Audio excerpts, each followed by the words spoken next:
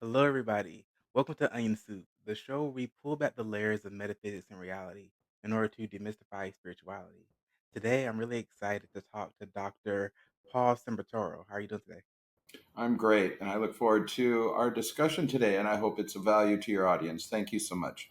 I hope so as well. I mean, your PhD is in neurobehavioral psychology, and your organization created something called the Emotional Budgeting Program. What is that all about? Yes, and not to be confused with, and I've seen quite a bit up online, of course, to be confused with dispensing emotions or partialing out, a certain amount of emotions over a day. This is actually just gets to the very bottom foundation of everything in our biology and in our behaviors. Mm, And the bottom of that is addressing the emotions. We think of when we say we have feelings and emotions, we just kind of accept that as per events. But really, events are facts. And we really get to the bottom by identifying the facts behind the emotions. And actually, emotions are more related to relationships. mm, So it's kind of tough to have an emotion with a wall. When we want to go somewhere and get away from something, we actually calm down. But it's not because we're in four walls or if there's no noise, no input. So it's not more of a thing. It's more of a relationships. And so we go through relationships and facts of those to get to the root of behind the emotions. And then what happens is it goes to it's organized into memory. So when it's organized into memory, it's organized in recall. If it's not organized, it does get organized, but not in the way we expect. So mm, we're better off making files, creating more of a structure around memory of those emotions. So when it's recalled, they come out more structured and they come out more useful. So we increase all our cognitive function, problem solving, and when we do this, this is feedback to our brain reducing anxiety. So mm. anxiety has a lot to do with disorganization, uh, struggle, brain struggling to problem solve and so forth. Interesting. Can you give us a example of what you mean? Like maybe, for instance, one of the traumas that I had, it took me a very long time to get over, was the feeling of, or rather, the lack of feeling love. So it took me a long time to get over that, and what I realized is that it wasn't that I wasn't loved by, like, my family and friends, because they did love me growing up, but for whatever reason, I had a disconnect in feeling that, and it wasn't until relatively recently that I recognized that it was a lack of love for self and so on and so forth, and that's why. So if we look at that as an example, how can we take that as a root cause to where that would be causing the anxiety and depression? Okay, that's really interesting. And I have a whole year of tutorial and progressing through that with you. But I'm going to try and give it a quick elevator 30-second response, which is really nothing at all. But here's the issue to keep in mind. And the most important thing about all of what we're doing today, or for me, my emphasis is awareness. Mm, You can't really solve anything if you're not aware. It's sort of, you look at your dog and he goes, okay, I hurt and stuff, but he's, I'm assuming, not really aware of a lot of surroundings and impacts. And that's the same for us. So awareness is key to having choices. It's also key from there to making decisions. And then from decisions, we have responsibilities because we have awareness. If we do not have awareness, there's a lot of finger pointing, there's a lot of assumptions going on. And so variables are so important. And we don't know a lot of them in the brain. So here's a couple that I would like to take away to the audience. Our brains are continuously evolving and divergent in a sort of what I would call a curve, a population curve or a biology curve. And that's where the outliers are more extreme and everyone kind of fits in the environmental middle. Our Mm, brains are diverging. So our sensitivities differ from person to person, literally, even in the same family, because of genetic variation. mm, And it's really important to keep in mind that our siblings or our dad or our mom may have different sensitivities. So what you think you're very sensitive to, they may not. And mm, already we started that creates apples and oranges because we're assuming within a family that we're actually all on the same page. That's not mhm, necessarily true. There can be wide differences in sensitivities. That means if you're hurt, your feelings are hurt more than your brother or your mom or your dad, or maybe your concerns are more different from your mother, your brother, or your dad. It may not have anything to do with intention, mhm, but really literal sensitivities, vulnerabilities, and how a person thinks. So that's one very large variable that one person should keep in mind so that we don't grow mhm, paranoid, feel that we're outside the family, and so forth. So we have these vulnerabilities, and they diverge into very specific on the outliers issues. So I'm going to give two issues just as outliers, not because we all are, but as a sense of divergence. mm, One is autism and one is bipolar. yeah, So these are outliers. They're when people have trouble functioning. But a lot of people share similar symptoms that are day to day normal symptoms. They're not problems, but they mhm, do become problems in people who have sensitivities or vulnerabilities in those areas. So this is just a quick relay on those. So that's very important because when we're looking at different subtypes of how we react, we have internalization and we have overreaction or mhm, a kind of immediate reaction versus a delayed reaction. These are all super important, especially when it comes to behavior, because it does mean a difference in behavior. It doesn't mean necessarily it's not different in outcome eventually, but in how we make assumptions. mm, And this is just tip of the iceberg on variability, but if we keep that in mind, it adds to our awareness mm, and a lowering of the anxiety and a more of a searching for uh, can we be on apples and on the same page with each other? And that's what emotional budgeting really helps with because we can look at the facts and then we see how we respond differently and how our perspective is different mm, from each other. And we can get on the same page because even though the facts are there and they are facts, the perspectives are different or the sensitivities are different. And then, but we can get on the same page, especially between adults and children. mm, We have that tendency to we make assumptions as adults or we just ignore them because we know what the kids have to do. The kids don't understand this and they're like, I have pain of some sort, whether it's mental health or physical, and they don't know how to describe that as pain. And then we get the assumptions and then we get the lashing out and then we get the behaviors, yeah. the ones that we don't like. So I will just end right there and wait for another question. But I could keep going on all day in that kind of idea.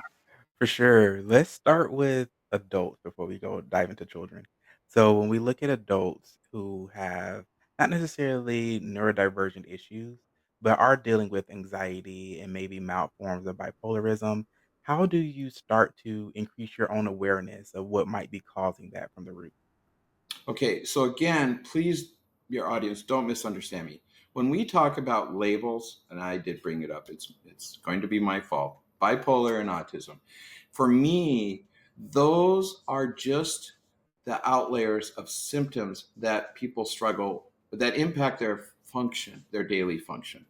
But we all experience a form of both or some or other that actually we go through every day, but we manage them successfully, or they're not as painful as those who may have a severe issue with depression or a severe issue with anxiety. Mhm, These are set up because of the way the brain is uh, growing, and it's just that's a whole nother conversation. But it's the way the brain is diverging as it evolves, and it's subtle, obviously. And what I go back to, what our program goes back to, is what is all the same. So what is all the same is our brain is an organ, and it has to keep us alive. That's what it's driving to keep us alive. And so even when we think about the dangers of suicide and all that that kids or adults are going towards, the irony is our brain really wants to keep us alive no matter what. So it's our organ. It's just like a heart. A heart does not want to give up. It'll give up Mhm. when it has disease or it can't or there's an issue or something. Then it's the same with the brain. The brain is driven, evolved biology to keep us alive.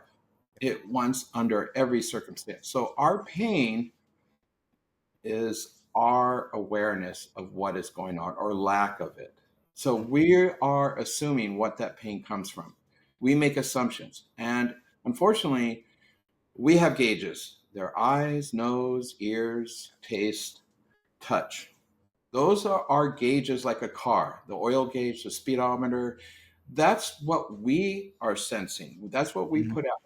We do not have a gauge for neurotransmitters. Well, we would if we understood better, but every individual is so different. We would have to have a very specific gauge to identify whether even that impacts us. So not only do you have the neurotransmitter, you got levels, and then you got so on and so forth. But then we have to know it does it even make a difference? And that's all about the gauge.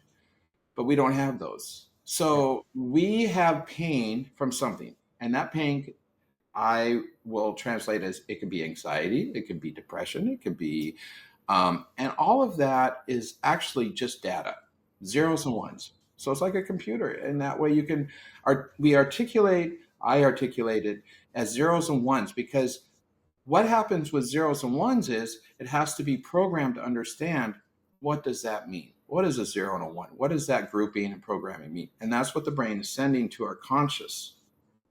So our Mhm. conscious is like, wake up, here's the pain, identify yourself, look around, your finger hurts, you burned your finger. That's painful. So now we're going to protect it and we're going to make it better. But when the pain is in the brain, we can't even say pain because it's not, unless it's a migraine or something that literally Mhm. is painful as we understand it. We make up a lot of things to say how, and most of it is forensic. And behavior is the forensics behind what's going on in the brain, our interpretation, plus the Mhm. biology. Okay, number two, and I'm kind of going around. I'm going to get to what you're saying because you're looking for the practical answer, but I'm trying to give the behind the scenes awareness. It's the difference in speed. The Mhm. biology of us, the organ, working to keep us alive is at a million miles an hour.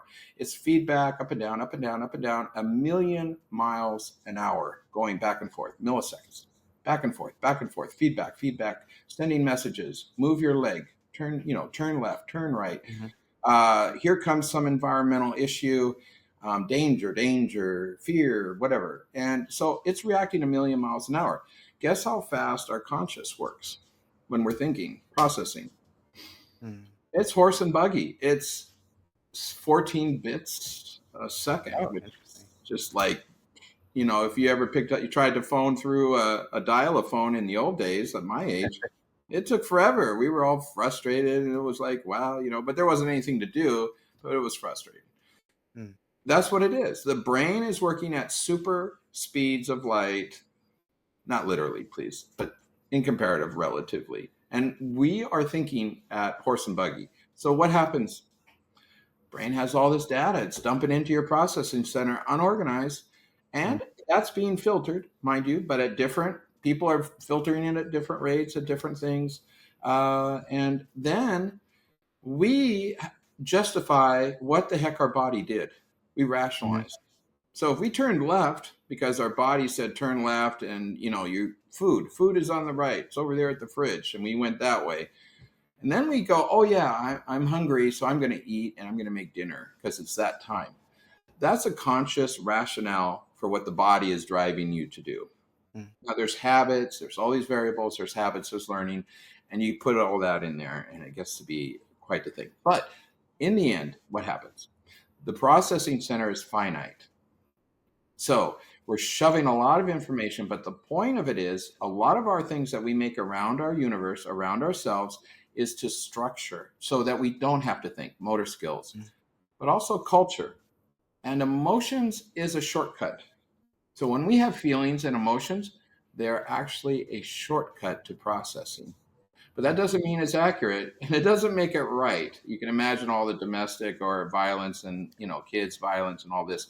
That's where it's a shortcut gone wrong for us here. But it could have been right 10,000 years ago. You can imagine the violence 10,000 years ago and how important it was to be, to survive.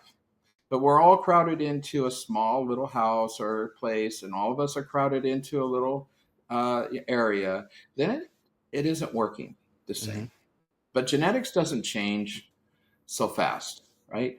Unless Right. a lot of us are wiped out, and then there's some, does that mean the leftovers are adapted to less violence or more violence? It's a shoot. It's a population versus environment expression, gene expression.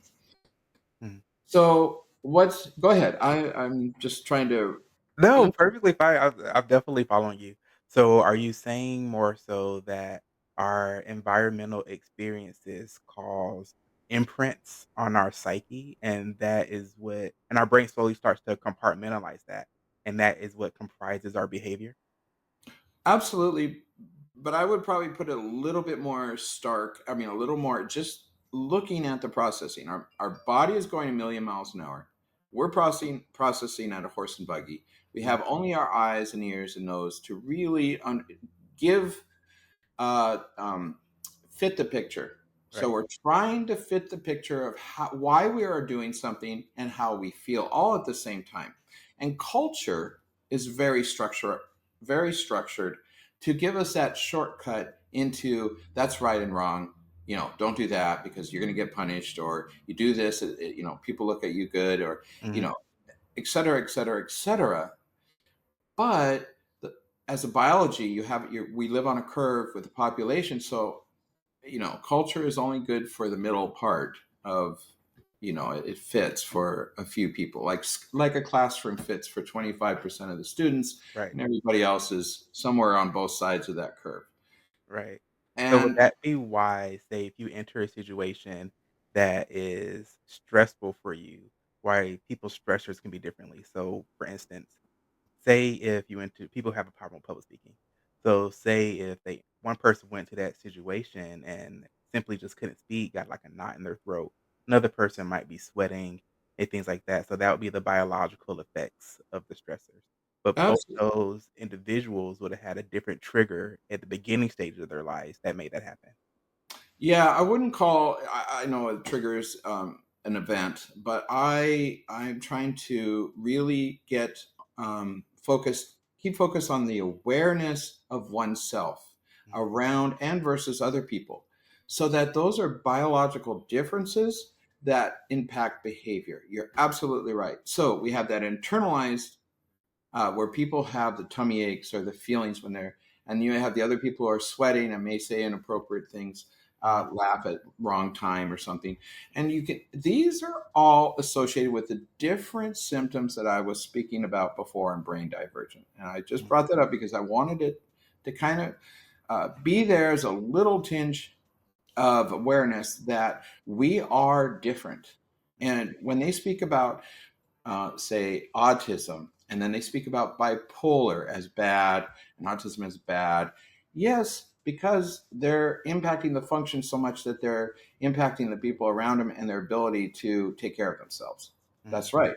But if you look at the more minuscule symptoms, or where they're not so big, all of us are impacted. That's how we operate, is along those lines, but there's a difference. So when you recognize those differences, it's not about, well, it is about interspecies competition, but to understand that is to get away from the racial divide and the Yes. stigma and the stereotyping, because now we've brought in biological facts, and we've also said, um, you know, when we're looking at stereotypes and racial, what we're really saying is we're talking about things that really don't understand what the biology is behind, Mhm. and it's character flaw.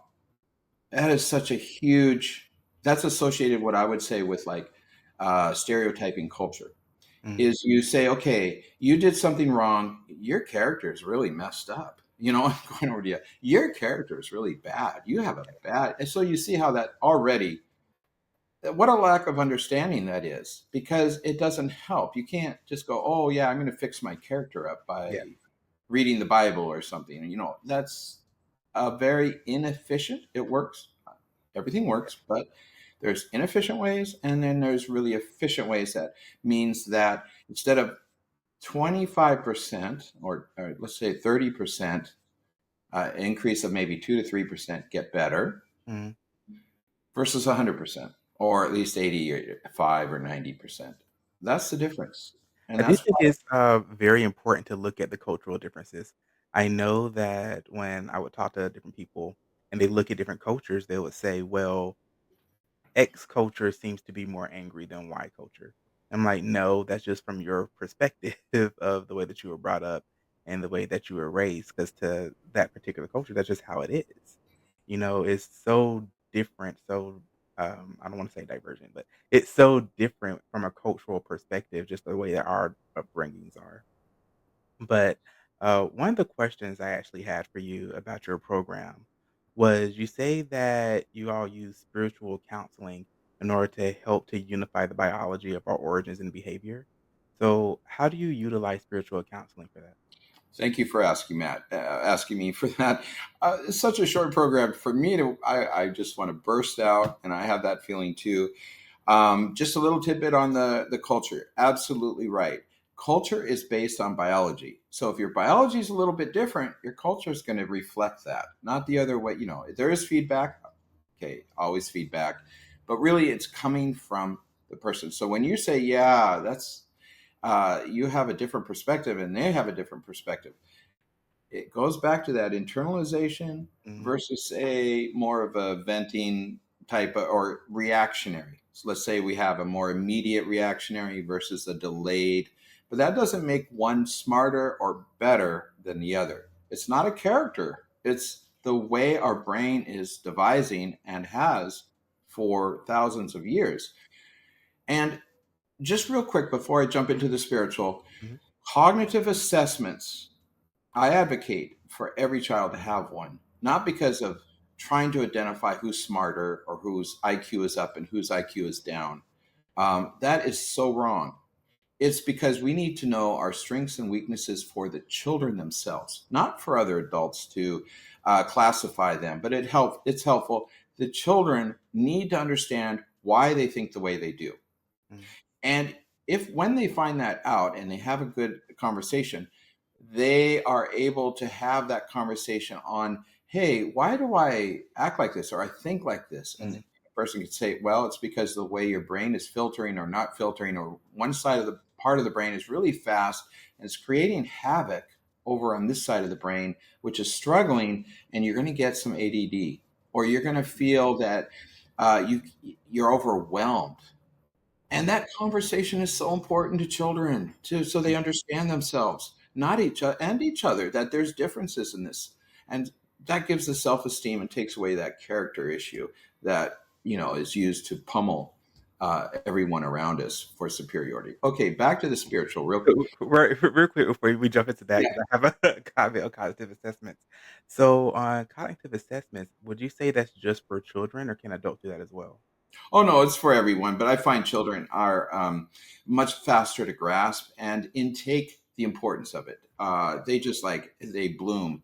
They enjoy understanding why they are the way they are. Adults struggle because they've already got the habits, the In their way. culture, and everything else, and they want to keep their rationale. If they're superior to something, they want to keep it, and they don't want to lose it. So and especially number one, authority. So they feel like, I've come across this in school where we talk with all the kids, or everybody's around the table with a problem with Mhm, education. And, the parents struggle as much as the teachers do around this concept of identifying cognitive assessment and how it's helpful to understand the yourself and what can you do to make yourself better, stronger, more resilient, and what are your strengths and why do you feel the pain or this and that. They love it, but everyone else struggles with that authority issue of, what does it mean?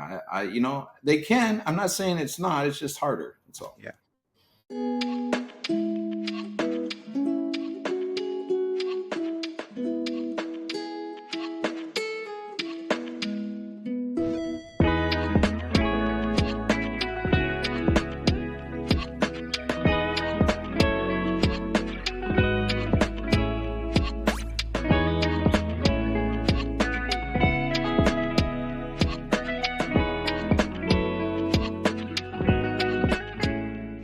So we were talking about cognitive assessments a second ago, and I really want to dive a little bit more deeply into that before we got into the spiritual aspects of things. And the reason why is because I think it's important for us, even as adults, to do it continuously. For me, I do a self assessment ever so often. I'm not gonna say I do it every night, but ever so often I assess myself to see why did I respond in a particular situation the way that I did and why am I responding to really anything? And am I okay with that?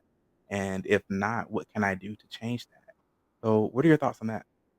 Okay, I have a lot of them. And it really goes back to exactly, self assessment. And I think make sure to be used it properly. And the proper way is to use it as a enhancement. In other words, oh, look, you know what? I find myself getting a little bit struggling in this way. There's Mhm. lots of ways to struggle thinking through. I'm personally a person that needs structure, and I Mm, get very disorganized and I get overwhelmed at the end of the day. So I understand that. I know a little bit about all of that stuff, but I didn't know it when I was younger. And boy, did I pay the price that way. It was painful because as soon as puberty and the hormones hit, it was like scrambled eggs. mhm. And it didn't make me dumber, but what it did is disorganization. And that I wish I had understood. And so the emotional budgeting program is for that structure. It's internal brain structure. The Yeah. cognitive assessment adds to that understanding in the sense that it's very important because it's even though it's scary, I think it's Mhm. scary because I know where I'm weak, and I could tell you that I would look terrible on an IQ test, really, as an IQ. But I also know that I have some really things that nobody else has that I've, as far as understanding. So it's a real juxtaposition and understanding those where the struggle is, where the strengths are, and keeping up with it is okay. I'm going to give two well-known examples. Mhm. So we both have this scary idea of Biden, we have Trump. Mhm. And it's really clear to me, I understand, or I have a whole book coming out about this development, brain development, that touches on this understanding. But for them and me, I'm getting older. And I actually notice a sort of slight, I have some nerve degeneration a little bit. And it does impact getting older does impact slightly how I think or a little bit and I understand that. But it shouldn't be scary. What it is we have developed as we get older, the motor skills and the experience goes into a different part of our long-term memory. Mm, And those are actually can be a super strength in the way that it is for, say, Biden. I can't say how Trump is using it, but the issue is that when you are using it for good, you can use those long-term experiences as a power to resolve problems, mm, problem solving. However, yeah, there is some immediate nerve sensitivity issues that are probably degrading. That means that you're not reacting to the environment and you're not snappy with your answers, and you might forget but those are compensated by the legit longevity of the experience or the quality of the experience that is used to problem solve. mhm. And you really I know as younger, because I'm more the reactive kind of guy Mhm. person. I also have some of the other things, but what would happen is I would end up in my mind reacting too fast to an issue or to a Yeah. thing when I really should have just, I take the time, sit back, give it a day, And I come out always with a better answer. I have Mm, never made a good decision angry got or, in a moment. It's actually much better a day or two later. And I let it. it Mhm. and I ruminate and then I calm down and I make a decision is so much better every time. I can't remember a single issue. It does help with spring cleaning. I can tell you that being angry or upset or running around sure gets you going like nothing else. But it's the high blood pressure, right? Yeah. So it's the biology of the stuff, but it's Mhm, not for making good decisions. And this is where we can see being older is okay. mhm. It's okay. We don't have to be all called senile or, this or that. Alzheimer is a particular problem because it's awareness. If Yeah. you're not aware of your surroundings, that's a problem in my book, because now you're really impacting your ability to be aware. And that's an issue. Yeah. But as far Mhm. as thinking and resolving and resolving problems or problem solving, having that long term experience is incredibly important. So when we see like grandpa and little and your child or grandson, that's an important pairing because we have, yeah, grandpa's not running around and taking the kid out to basketball and running there and going swimming, blah, Yeah. blah, blah. But they're sharing a narrative of experience, problem solving skills with someone who is just reacting, to day to day things. And that sharing and that communication in every society, Mm, to me, is very important. And it kind of where I see when the family's disrupted, it impacts that kind of problem solving. And problem solving is the basis. And that's why with emotional budgeting program that we're doing is so, in my mind, important to make that foundation because it does all those things for biology, but it also does all the things for society. We sit back and we go, oh, yeah, you know what? I can be calmer about this because the recall is not coming in like a PTSD moment. It's yeah. coming in as a fact associated with a choice and a decision. And I know I have to be responsible because I'm aware. Mhm. So when we talk about neurodegradation and neuroplasticity as one ages, are there ways to increase your neuroplasticity? And also, how do you switch from short-term memory to long-term memory? So how do you take something from short-term to long-term? Well, I think, that's not really, I think science hasn't really, they say a lot of things. And I think again, it's so easy for people to go into character, right? From Mm, short to long. If your short-term memory is an issue, I have working uh, memory issues because my filters are not as good as I wish they were. In other words, I'm distracted easily by noise or sounds of distress. I'm mm, much more like I have to go over there and take care of that situation right now. yeah. Other people can ignore it. They sit around and look on the computer, all day or do their work and completely ignore everything else going around them until they Mhm, have to. They get up and go do it. I have that. And so it's a real battle for me to keep organized in the short term. Long mm, term, I have great long term memory. But knowing that doesn't always, it's not easy to go, okay, here. So the tricks are, my tricks are create space, take care of all the little things that are going to distract you, you know, uh, tidy up, clean up, make sure the dogs are, the kids are, fed and everything's going, the schedule's done. I have to do all that before I can sit down. And it's cost me. I've delayed my books years because I have to, I feel responsible to take those care of things around me first mhm, before I go back to writing. And that's not the case with people. Some people are much less sensitive to those distractions and they'll write their book first and they'll become famous and they have make money and they do all that. But if mhm, you're a person who's taking care of your family first or you're distracted by the pain of others, you put off these things. And so we do have lopsided issues or disparities between groups of people because one group is really paying attention to what's around them and distracted. The other group is, I don't care. You poor, you're hurt. I'm going to write my book, yeah, and off they go writing their book and they make money. The same with financial or whatever. I'm exaggerating mm, because I'm just trying to draw this kind of, I'm trying to draw the separation of what I'm right. talking about. And I think that's very important though, because I think a lot of times people get stuck in their head about I'm supposed to be, I'm supposed to be able to sit down and work constantly, but I have other things in my life to take care of, and then we do start to judge ourselves when we compare ourselves to others. You oh, know, absolutely a big problem. how was, Sue Ann, I don't know why the name came up, but how was Sue able to go over and, she got all her things accomplished, and here we are, got started at the same time, and I haven't done that. But at the same time, there are other accomplishments that you did that Sue might not have done. So it's really just a matter of perspective. And money, because you're And probably helping other people and you're getting their things done for them, or you're working to make sure the community around you is good, and you haven't done a darn thing for yourself to make money. That's what I'm trying to get at.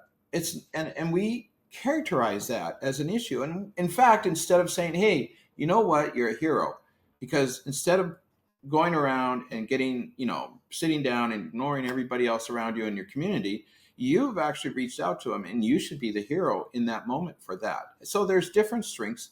Everyone kind of has a place. It's okay. But what I really dislike is the characterization of someone who's trying hard, working for the community, has done nothing for themselves, money wise, or, to make themselves like a here, some kind of big shot, and all of a sudden, they act like, oh yeah, see, you're nothing, you didn't do anything, and in fact you did everything. And I really resent that sort of characterization. That's why, going back to the biology of it, and I've just spoken about this, mhm, the heroes are is everybody, if they are aware that everybody has a place. yeah, Everybody can contribute, and I mean literally just about everybody mhm, contributes in one way or another. It's just we have to, if we're aware and we are smart enough, we will make sure these people are involved and engaged and are equal to, if we say, oh, you're a violin player at 5 and you composed at 8 and then you went on to be 5 diplomas and yeah, graduated at 16, we act as if that's some kind of great thing. It's mhm, not. Those people haven't solved a problem around them. Not mhm, one, most likely. They're so structured into their music because not only is it the outside telling them, but their capability is structuring their focus into it. But they haven't done a thing for the community. Did they go help grandma go shopping? Did they help the kids? If there's 5 kids and you're trying to help take care of them, have you done that? The list goes on and on. Those are heroes too. mhm, And we neglect that by thinking, oh, this person is so capable, when really, problem solving. We all problem solve. And the better we are at it, the mhm, greater our function as a society and taking care of others will be, and the more we share. So, despite our differences, and there are differences, and that's what mhm, we should be aware of, not bad or good. We need to get out of that. And this cognitive assessment is not about IQ. right, What a mistake. Because that, just like I mentioned, you could be the smartest person in that block, but if you're not doing anything problem solving for mhm, anybody other than, playing music, what are we doing? We have to problem solve mhm, for ourselves and for others. Just to be the best violinist in the city or the block is great, and kudos and support. But that doesn't mean the person down the street is nothing, just mhm. because they're helping grandma or their family. What are we trying to say? And it's not good in Yeah, my it's mind. funny because I feel like we brought up IQ a few times, and for me, I think I took an IQ test many years ago back in high school, like a serious one. But as I've grown and gotten older, I find how much the IQ test kinda puts you into a box, and it allows people to label you as either intelligent or non-intelligent. And I'm like, well, there are so many different ways to be intelligent. There's so many different ways to be a functioning member of society, and so many ways to help people. I personally think that the musician is helping people through their music you know? And I think that the person who's helping grandma is, paying back to the community as well. I don't think that like I said, I don't think that, any one is better than the other. Absolutely, And I agreed. yeah, and they could definitely I mean, the person that's helping the grandma from an IQ perspective, could have a significantly higher IQ than the person who just completed their 4th symphony, you know? But Absolutely. how are we comparing these? I feel like that's comparing, Exactly. apples to oranges. Exactly. And it just doesn't make any sense in why we compare people just because they're not doing something that is for a few people, or are they doing something that's really for a community? I mean, it it's just it's just not on the same idea. But people like to do that. Yeah, absolutely. Hate to put others in boxes, but Yeah. now that we've gotten so far so far away from where we were trying to go. But yeah, let's talk about spiritual counseling and how you use it to unify biology and our origins and behavior. Okay. So a little disclaimer here. My wife is really she has a lot of theology and has been certified and gone through a lot, but she's also a PhD in psychology. Mm, And I am starting late as far as the structured end of it. I've always been sort of a Christian person. I believe in Christian ethos and beliefs. However, a lot of it didn't fit the picture for a long time for me. mhm, And for behavior, biology had to be straightened out in my mind. Uh, what was biology behind, what was behavior? So really, I had nothing. I was a tabula rosa. I mean, I had no idea about mental health when I was younger. I just assumed it was culture. I assumed it was just, influence of where you were in the world because I had traveled a lot. But boy, what a change when we are dealing with disabilities or mental health issues. They bring out the things that are on the side, like that population curve I was mentioning, or the biology curve, where the issues, the disabilities are on the edge. So everyone can they're working in the middle. They're able to be functional to institutional expectations. Okay, that's a mhm, word I really like, but it's institutional expectations. That means we have cultural expectations, but we have institutional expectations. And when they fall outside of that, then we're looking at labels like bipolar and autism and all right, kinds of other things. And we're just speaking not in the not really medical terms right now, just this sort of idea. And so one of the things that's really made me more aware, aside from the divergence in how the brain develops, is the biology, as I mentioned, the speed, um, the difference in brain thinking, and what that all means to behavior. Once I had that, I felt comfortable in saying, okay, what can we do to make this fit? Because we, as in America, I'm just going to stick with what I know really mhm, here, have tried to evolve from scope trials, which was 1932. I didn't look it up yet, but it was the scopes trial was where the state was trying to still say that evolution, didn't happen, or it was the monkey trials, and we're still kind of fighting, in my opinion, around the idea of what the Bible and its history implies versus, biology and evolution and what science applies. What science applies to that, and in that, it's very important for me to fit the picture. And what I've started doing is looking at quantum theory mhm, and the emotional budgeting, which is the functional aspect, and putting it together to understand and be able to teach or to have give this conversation about making the right choice. And in making the right choice is very similar to quantum theory in the sense that, and both in the sense of biology and in quantum theory and in the biblical sense, because we have said it's God's will. It's not, the future isn't written, all mhm, the way over to there's nothing, it's just science. And in there, I see a perfect kind of fit as far as the picture for me. And I mhm, think it's applicable to make a unified theory or unified knowledge or unified faith in connecting all of that. So we can say, yes, there is a God. If you have faith in it, it's not a problem to believe that.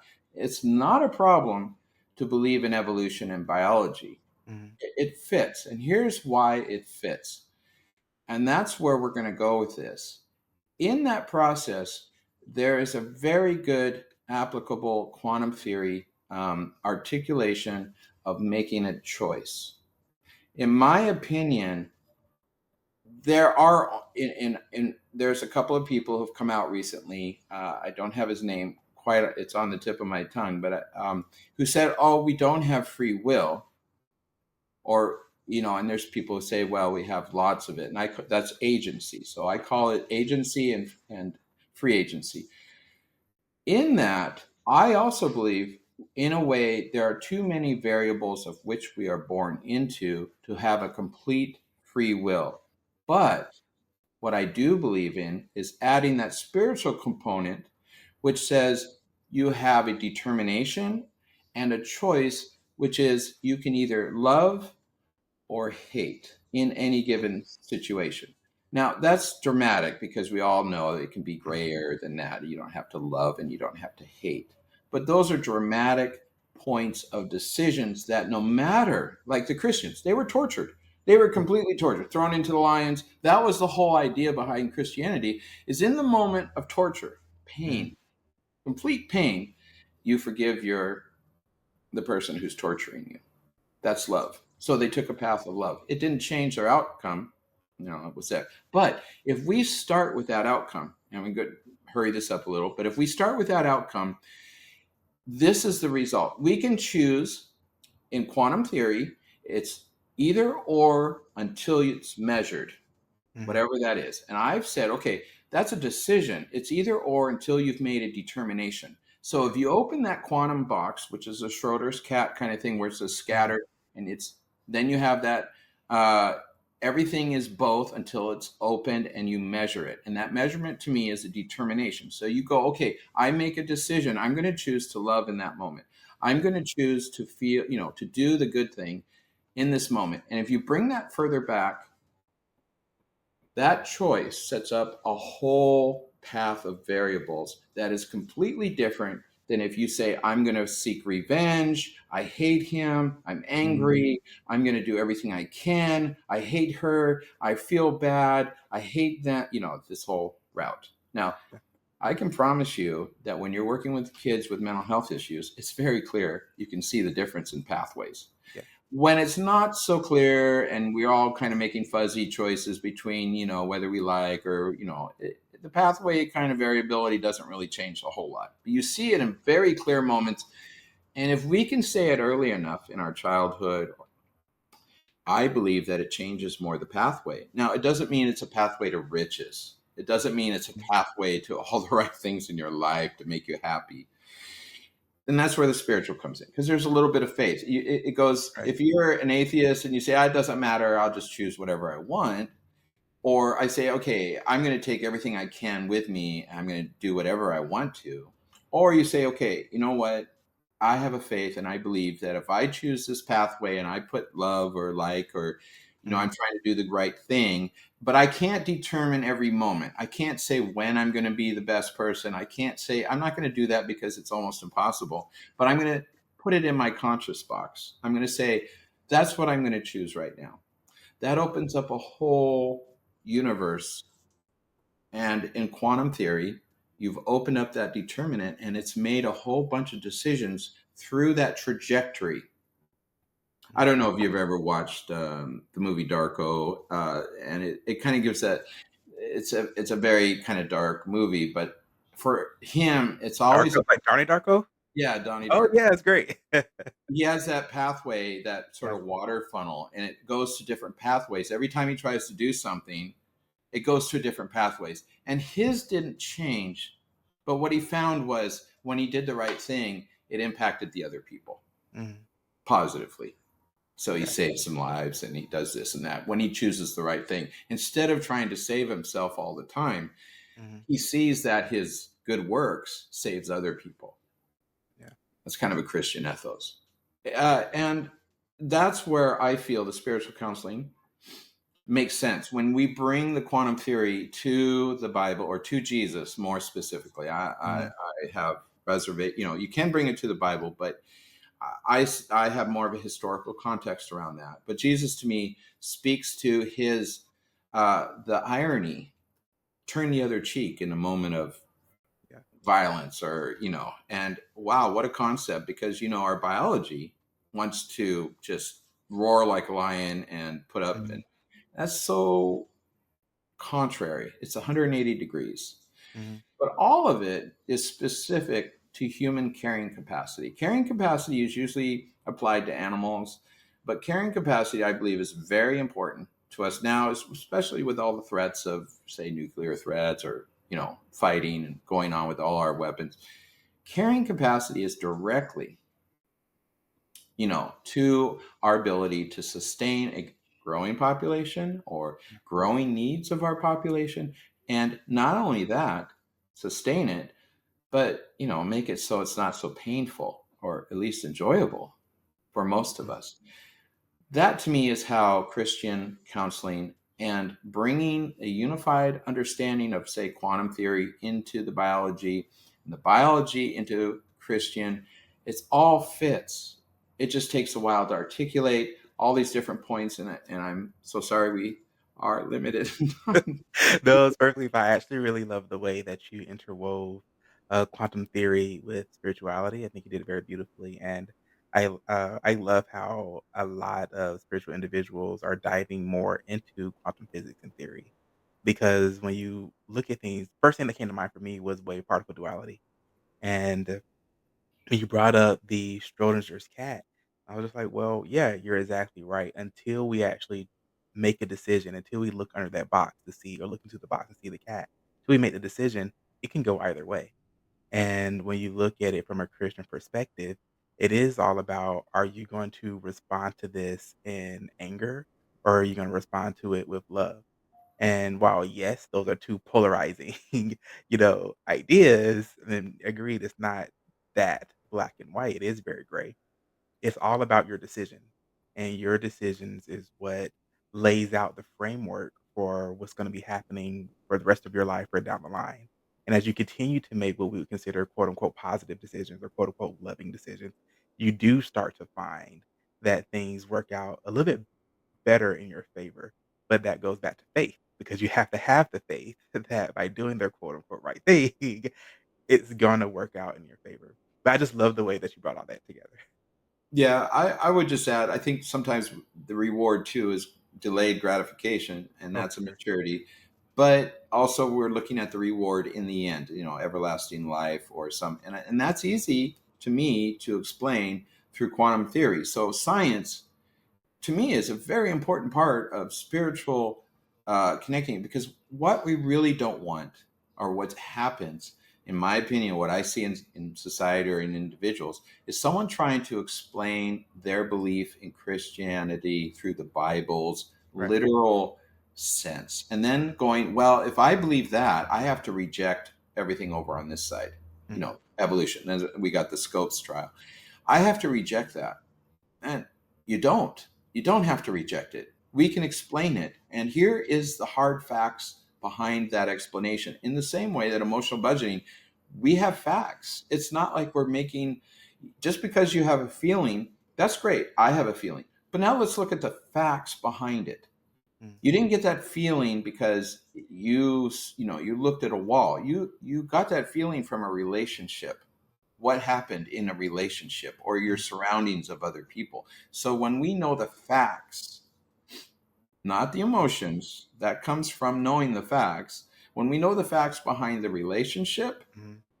you're aware, because when we feel something, it doesn't come out with a set of facts. It comes out with a set of assumptions. Right. Like, oh yeah, cultural assumptions. What did I see? What did I hear? Is it true? Am I paranoid? Yeah. Is that why I feel? And why does it mean that we have to validate a feeling? If you're mad and you're going to go out and kill someone, that feeling should not be validated. Right. I mean, it's those things, like that kind of cliche and stereotype how we discuss emotions and feelings as if they're wonderful. No, they're built on facts. When you know the facts, they could be wonderful, Mhm. they could be a problem, it could be a lot of things. But if you understand the facts, you're aware, and now you can make a decision, Right. and you can make a choice. So if they're bad, you can find out why they're bad, what the facts are behind them. And then you can think, okay, what resource do I have to help me get out or change the facts so I don't have to deal with the consequence of that emotion? In other words, change the environment, but you need the resource. You need to understand why. So when you go to a counselor, you can articulate Yeah. those facts, not just say, I have this feeling that I really love this person. Is that right? Or is that wrong?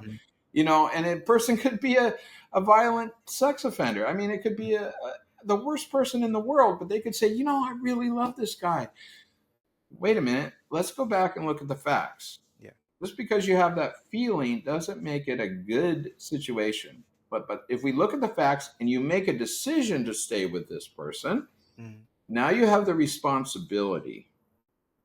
But if you don't look at the facts, you can always get away with, well, I just had that feeling. Mhm. Well, that feeling was, there were facts behind the feeling, and if you didn't go for the facts, that feeling isn't going to cut it for responsibility in my eyes. It just means it hurt you, they hurt you, you did it again, you went from one boyfriend to another bad boyfriend, but you went with it because it was a good feeling, then it was a bad feeling, but no facts, no way to talk or show someone what happened in the background that led to that response and action and consequence. Mhm. Because once you have that on paper, it goes into your mind as a file, and you know what that brain is going to do for you, what that person may have failed to do. The Mhm. brain is going to know that it was not good. It's going to have that file, and when it puts it back in a good order, back into the memory processing, the actual body is going like, you know what, we're going to be self-preservation here. I think this is not a good idea because I have a set of files that shows exactly what the events were, Mhm. not just the feeling, but the files of what happened. And in those consequences, then that stirs up all the biology. In other words, the Yeah. fear, the anxiety that you don't want to get yourself into again, so that the consequences, you're avoiding the bad consequences. And for the good things, you do want to know the facts behind the good things so you can repeat them and know what drives good consequences. So you're not guessing, oh, this group or that situation or this situation. The facts are what makes the emotion. But the brain isn't dumping into the processing center the facts. It's just dumping the Mhm. feeling. So now, unless you go backtrack and do some forensic work, you're guessing. The person is guessing. The individual is guessing. Yeah. Well, that goes all the way back to where we were talking about cognitive assessment and cognitive awareness. You Ex- know, being yes, able yes, to assess where the biological functions and the emotions, where all of that comes from, and then being aware of all of that and using the awareness from the assessment to make the decision on whether or not you should or shouldn't move forward with your decision. exactly. And again, the cognitive assessment is not meant, in my mind, the children, the students are so quick to understand because they immediately soak up the idea of the picture, how the picture fits for them. Mhm. They knew they had issues or they felt they had issues. They just couldn't articulate or understand where it was coming from. And then as soon as you say, hey, this is how your brain thinks, it's so intuitive. It's amazing. It's never failed. Assuming that the kids are, there's not too, too much disability or too severe. Always they respond with a relief, like, wow, okay, I don't have to think like I'm paranoid or stressed, or Mhm. what a relief they feel. For it doesn't make the problem go away, it just means that now they can do a better understanding and search and work to strengthen up what they feel is been issues. And there's lots of that actually on the internet. Is once you've identified kind of where the person feels that they're struggling a little bit, one thing or another. So I just had what I was gonna ask, and it just left my mind. So, when we talk about children, I don't know what I was about to say. So, when we say kids and we talk about when kids have these assessments, around what age are we talking? Because there's the old, I would say, mythos that, "Show me the child at 7, I'll show you the man." So, around what age should we start doing these assessments of children? Oh, that they have lots. You can do it as early as 3 if you really want to, and they do when there's a neonatal or an issue out of an infant, and they see some developmental issues. It Yeah, doesn't happen a lot, but it is. Um, if the doctor sees some developmental delays or some issues, and they think there might be an issue, the school you have to go into a big rigmarole to get the school to identify that child as needing an assessment. Otherwise, it's private, and private is pretty expensive. yeah. But it can be anywhere from 3. I think the youngest. I'm trying. I never did really young because I was mostly in middle school and high school. But there Mhm. was the roving psychologist who would do like pre kindergarten. To get into kindergarten or to get into first grade, and there. I don't remember exact issues, but it wasn't a lot, but there was one or two or three. However, I would say the most useful, and here's just off the tip of my thinking. I haven't done any recent research, and I don't remember exactly, but they say there isn't a change between giving, say, a 9-year-old, a 10-year-old a cognitive assessment until they're in their late 50s when there might be a decline. Oh, interesting. Yeah. So when they do a cognitive assessment, it's always based on age. So Mhm. it changes the whole population curve who's taking the assessment. Yeah. So you're actually graded not actually so much by your some universal idea. You're graded within the population that you take it, which actually is the difference between what I was mentioning, the two difference between how our brains work. So there is actually a group. I would be definitely impacted differently when I take it versus someone who is more on the uh, that side that is more academic, but maybe less Mhm. sensitive or reactionary. The Yeah. way their brains work is different, and so they generally tend to have a higher score, but that doesn't mean they have less problems, which Mhm. is this is why I just get it drives me a little bit to distraction because people misinterpret a lot of that. Now it's useful to me when I look at it because I can see the difference. The biggest issues, you can have smart kid, but there's an issue because part of their brain is slower. So you have Mhm. 150, but if that part of the brain is 75, which is a score and a difference medium, it creates havoc for that child. Just complete pain, anxiety. I mean, it's just a meltdown, behavior wise, every which way you can think of. So it's really the difference in how the different parts of the brain speed is working that creates this kind of additional behavioral issues. So that's really important to understand.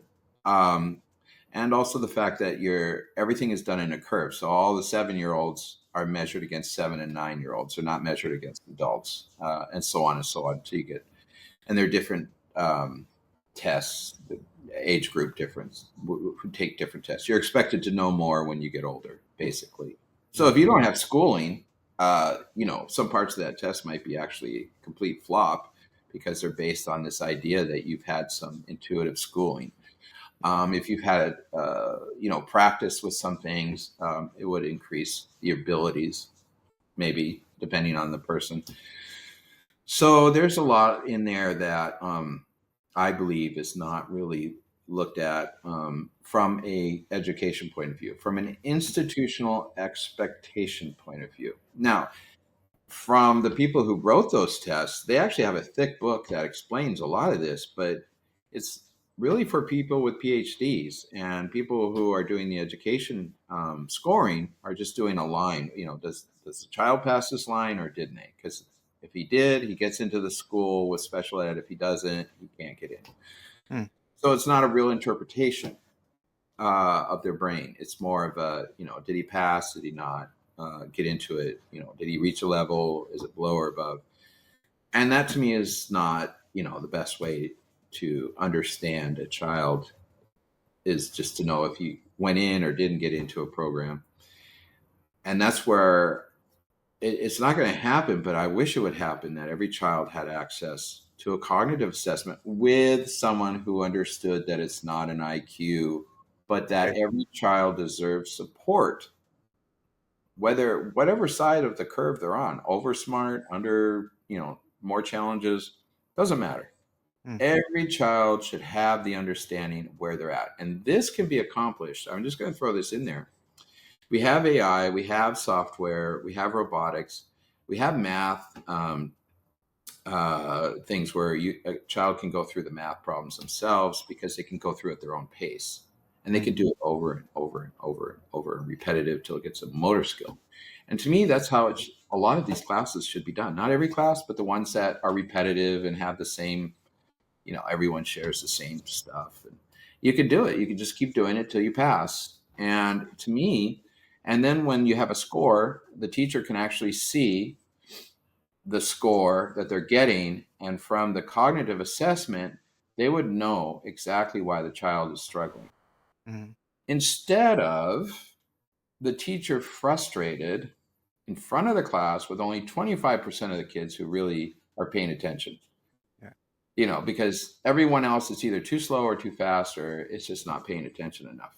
Mm, I think personally, this is the best way to use a teacher's time, is to have that additional information to address the child's to go at their pace, but to understand why the child might be having some issues, instead of dismissing with grades, oh, you got an F, you don't understand, or your behavior was such. I've seen, and it's not really fair, because you see kids who have autistic or ADD issues and they're in there eating snacks. And then you have kids who are really struggling because they just have this processing, or maybe there's some other issues, and they're just dismissed. And mm, yet they have an undefined, nobody knows what, but nobody cares because it's undefined issue. And so it's a character. The yeah. child does not have the character to be there. It's because his family or whatever, instead of really having the knowledge and the application. And then the teacher has the time, because they're not trying to discipline everyone into the 25% populate, the curve, the biology curve of the moment. Instead of trying to do all that, the computer is doing it for them, but they can get the information so they can help those around the kids at the time that those children need it, to support them, because they have the understanding that there's a struggle Mm, in that moment. And the kids are busy because they're looking at the computer and they're repeating and repeating, and there's nothing wrong with, learning by doing over and over again. There's nothing wrong with that. It's just that it's not the end all. But if that's what you're basing your grade on, then let's make it even for everybody. mm, Why are we only serving 25% of our population and then going, well, you're too smart, you're just going to go to jail, or you're not smart enough and we don't want you, you just go do whatever in vocational, or if you're good luck. mm, I've seen that in schools actually, and I'm sorry to say I've actually seen that attitude, and it's not with everyone, but it exists. And I think that it's time for a change. I think all our children are valued. It's ironic because I see, for me, I see this real push for, like, I'm going to really wing out there a little bit. People, hang on with me. It's great. We value life. We value babies, and there's a real yeah. strong anti-abortion ticket, and everyone's involved. But that should translate for the child to grow up that way. Every child. It shouldn't just Mm, stop with the birth and then, you know, now just, good luck. It's environmental competitiveness. Whoever wins, great. And that goes, that to me defeats the purpose, yeah. because otherwise you're saying it's genetic, may the best gene win, or you're saying, hey, we value every life. And if we do so, let's do it through their growing up in age, and then we work with every child to make sure they succeed in however they can. But to do that, you need the knowledge. You need that to do it with sorry. You need to do that with the assessment to know what is happening. Otherwise, we also make assumptions.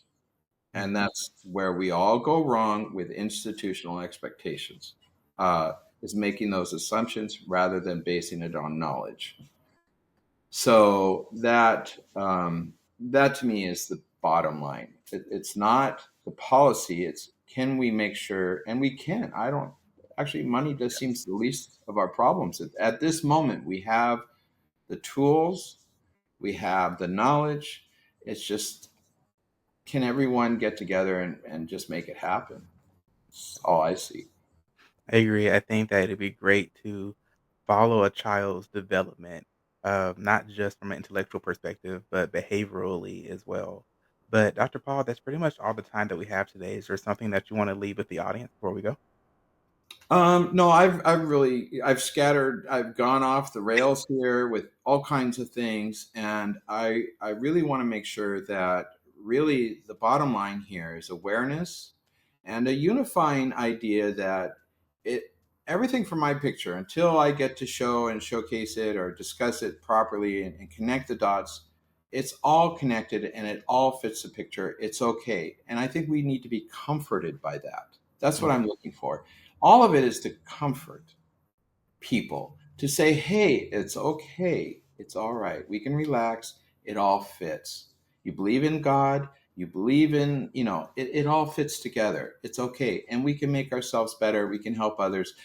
And we can be aspiring, competitive individuals. Nobody has to be left out of their drive. But let's understand why. right. Let's get that awareness in and be comforted. Great.